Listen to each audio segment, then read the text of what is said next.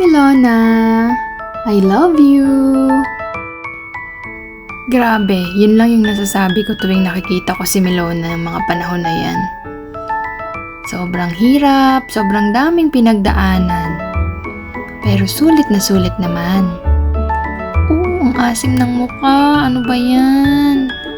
Milona! Alam mo ba? Sobrang dami naming pinagdaanan ng daddy mo bago ka ibigay sa amin ni Lord. Bago ka nabuo, ang dami kong gamot na ininom. Mga injections, ultrasounds, pero okay lang.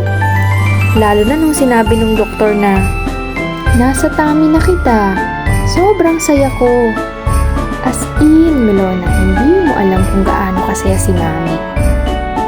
Noong una, akala ko hindi ako sensitive maglihi. Pero nung tumungtong ka na ng 6 weeks, Milona, doon ko na naranasan yung tunay na pakiramdam ng isang buntis. Sa umaga, sobrang hinang-hina yung katawan ko.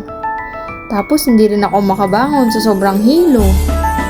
Kaya hindi rin ako nakakapagluto ng pagkain. Ay, mabuti na lang, budget ang papa mo. Kaya nagpapadeliver na lang siya ng pagkain para sa atin. Halos 5 buwan tayong ganyan, Milona. Pero sige lang. Basta every check-up sinasabi ng doktor na okay ka, okay na din ako.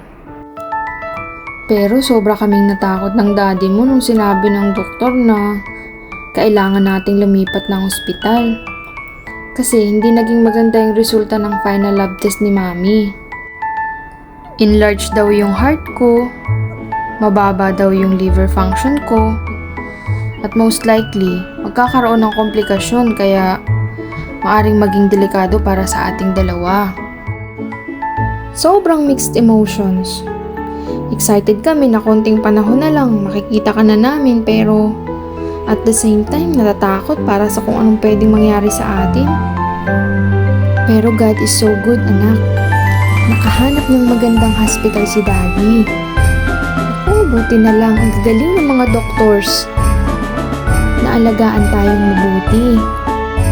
Hanggang sa noong June 20, 2022 at 2:22 AM, na-meet ka na namin ni Daddy.